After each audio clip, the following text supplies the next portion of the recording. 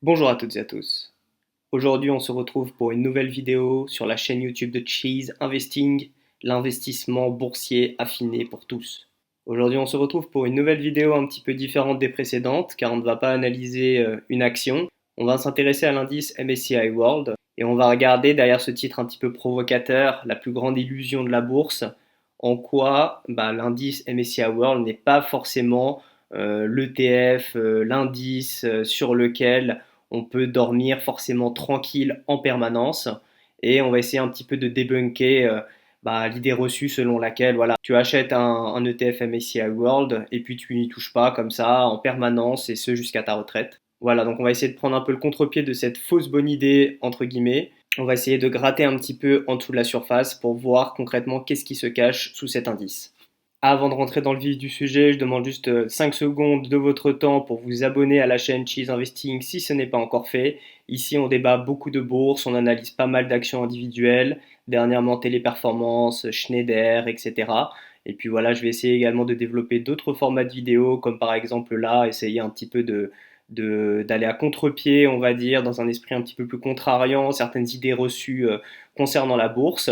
On est actuellement à 49 abonnés, ça me fait vraiment extrêmement plaisir. Donc voilà, n'hésitez pas à vous abonner afin qu'on passe la barre des 50 puis des 100. Merci beaucoup pour tous vos retours et vos commentaires. Je les lis avec beaucoup d'intérêt et y réponds à chaque fois. Donc voilà, n'hésitez pas à liker si le travail vous plaît. C'est gratuit et ça soutient la chaîne. Merci.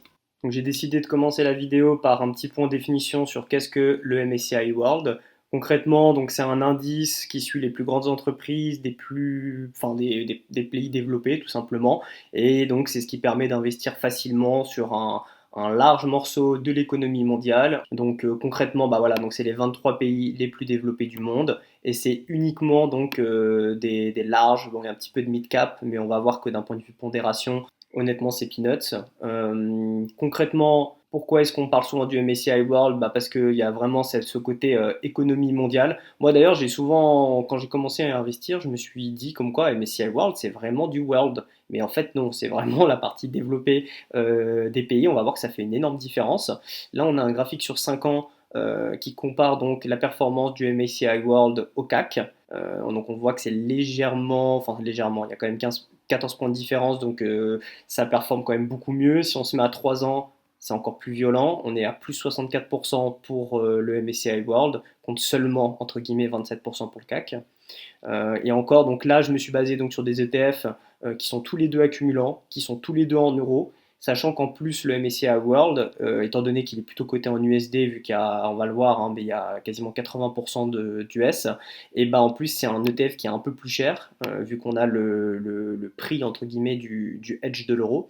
Donc voilà, même avec un TER qui est 2 fois plus élevé que cet Amundi que j'ai trouvé là rapidement, et on voit comme quoi donc les performances sont quand même nettement en faveur du MSCI World. On voit que par exemple face aux marchés émergents, il y a quand même un énorme gap à chaque fois. Ils superforment à chaque fois, sauf peut-être en 2020, voilà, qui était quand même une période assez atypique. Et à ce moment-là de la vidéo, vous devez vous poser la question, mais Cheese, concrètement, quel est le problème avec ce MSCI World? Il est quand même diversifié, vu qu'il représente 23 pays développés dans le monde. C'est un ETF qui est performant. Bon, on voit pas vraiment de problème. Donc le problème, il est en bas du PDF. Il faut descendre, voilà.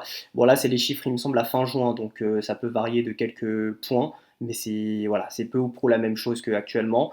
Donc déjà, le MSCI World, il faut savoir que c'est un ETF donc, qui est extrêmement diversifié en nombre de lignes. Je ne sais plus combien de milliers d'entreprises ça représente, mais c'est vraiment énorme. Mais déjà, donc c'est pas totalement diversifié en termes géographiques. C'est le monde développé, donc il y a une absence des marchés émergents. Donc ça couvre donc tous les pays développés, certes, mais on se retrouve avec une pondération donc fortement US, à peu près 3 quarts, 75% quasiment, énormément également donc de Japon, et puis après on voit que le reste, même des autres pays développés, on est seulement à 12%. Donc là-dedans je sais pas, on a la Suisse, on doit avoir l'Allemagne, on doit avoir plein d'autres pays développés, et voilà, on se retrouve vraiment avec un ETF, enfin un indice plutôt, qui couvre donc uniquement les pays développés et qui laisse de côté tous les marchés émergents comme la Chine, l'Inde, le Brésil, et ce qui représente pourtant donc une partie extrêmement importante de la croissance mondiale à long terme, et peut-être les fameuses stars de demain. On voit d'ailleurs que, comme je l'ai dit juste avant, donc sur l'année 2025, et bah, les emerging markets ont quand même un petit peu mieux performé que le MSCI World. Après, moi, voilà, moi, je suis pas non plus un fanatique donc des pays émergents. J'en rajoute un petit peu via un ETF World, mais vraiment en total stock market.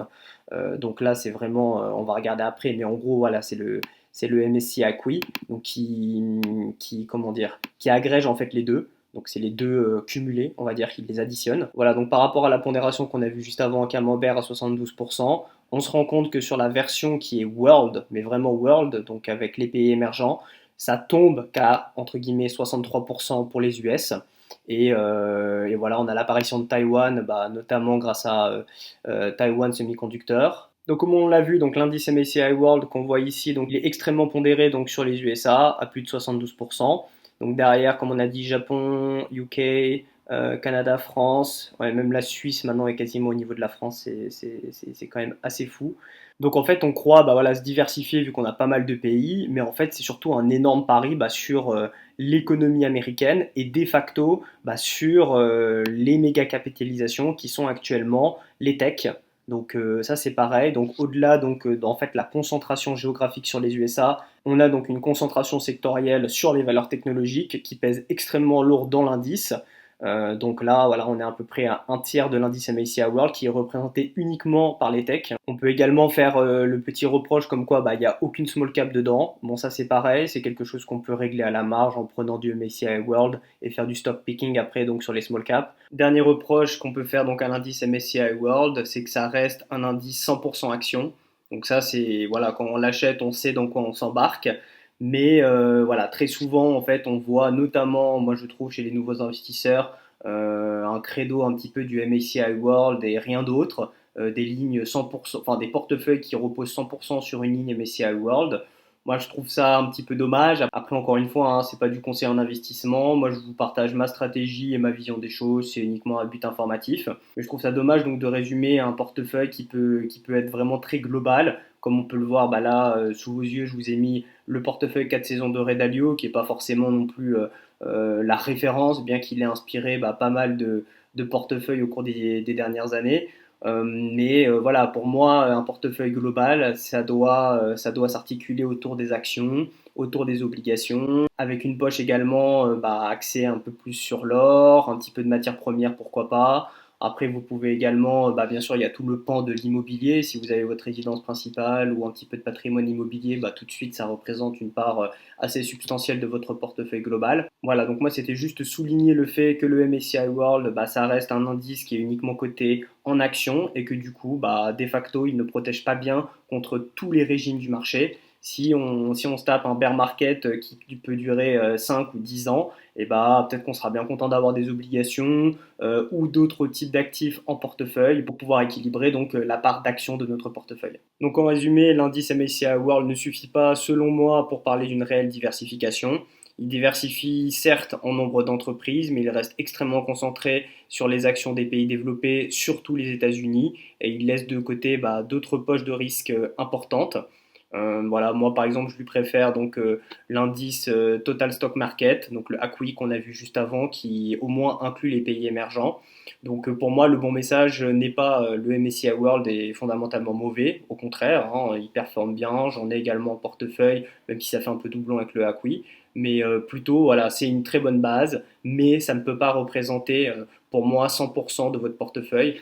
Pour moi, c'est pas un portefeuille complet au sens vraiment global, j'ai envie de dire. Donc on a vu comme quoi on peut inclure de l'immobilier, des obligations. Pour moi, il y a toute une stratégie derrière ça qui va beaucoup plus loin que le simpliste 100% MSCI World et on verra. Donc voilà, pour moi, c'est un indice qui est certes à un point de départ simple, qui est très bien pour commencer, mais ça peut pas pour autant représenter une allocation globale et parfaitement diversifiée, contrairement à ce qu'on pourrait croire de prime abord. Voilà, je pense que j'ai prononcé tout ce que j'avais à dire concernant le MSCI World. C'est un sujet qui fait pas mal de débat, surtout auprès de mes proches investisseurs. Donc n'hésitez pas dans la section commentaires à me faire part de votre avis à vous, afin qu'on puisse débattre. Voilà, donc je lis encore une fois tous les commentaires. N'hésitez pas à liker la vidéo si cela vous a plu. N'hésitez pas également à vous abonner à la chaîne Cheese Investing si cela n'est pas fait. Et on se retrouve très vite pour une prochaine vidéo sur la chaîne YouTube. C'était Cheese Investing. Ciao.